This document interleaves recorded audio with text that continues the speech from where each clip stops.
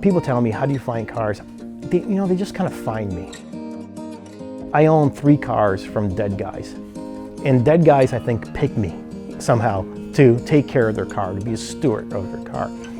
And at breakfast one morning with a bunch of car buddies, they were talking about the most beautiful M5 they ever saw up in Canada, in Calabogie. I said, well, what about it? And they go, well, the guy died, his wife's trying to sell the car, car's for sale. I said, well, I'm interested, give me the number. I told her who I was, told her about my family, what we do, how we love cars, and I would love to buy her car. I never saw the car. My friends just told me it was the most beautiful M5 ever built. It was built by Corman.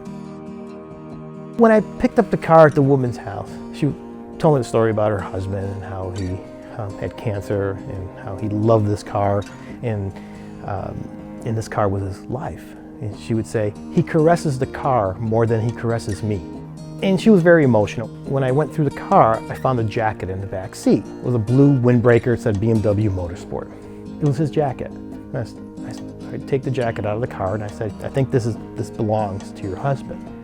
She goes, oh. Then she stops, she pauses, she looks at it, she says, well, would you like the jacket? And I said, well, yeah. Tell you what, I will keep the jacket. I will keep the jacket with the car. Because now he's always with the car, because I know how important this car was to him. I folded the jacket up, I put it in the trunk of the car.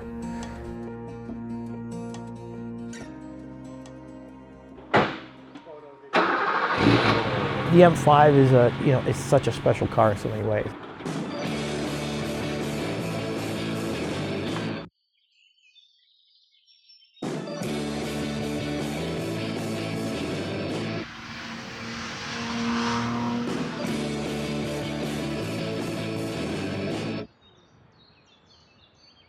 The car was nice when it went down to Corman, but he was celebrating his life, this man, when he built this car. So he sent it down to Corman and said, build me the best M5 you can. They pulled the motor, completely rebuilt the motor to a 3.8 stroker. Everything in the motor in it is new. It puts out 372 horsepower, true horsepower on a dyno, on a naturally aspirated 6-cylinder motor built in the 80s. At wide open throttle, and you get it above 3,500 RPMs, this absolute monster erupts from that car. And it makes great sounds, and it pulls like a freight train. And that's what that car does. The suspension, the wheels, they disassembled the body, they stripped it down to bare metal, they took the glass out of the car, they replaced all the rubber seals, they did everything to it. They built the most beautiful, most perfect M5 that can possibly be built, but it had to look like it came out of Munich that way. And I think that was his goal. And I think he achieved it. I mean, that car is just spectacular.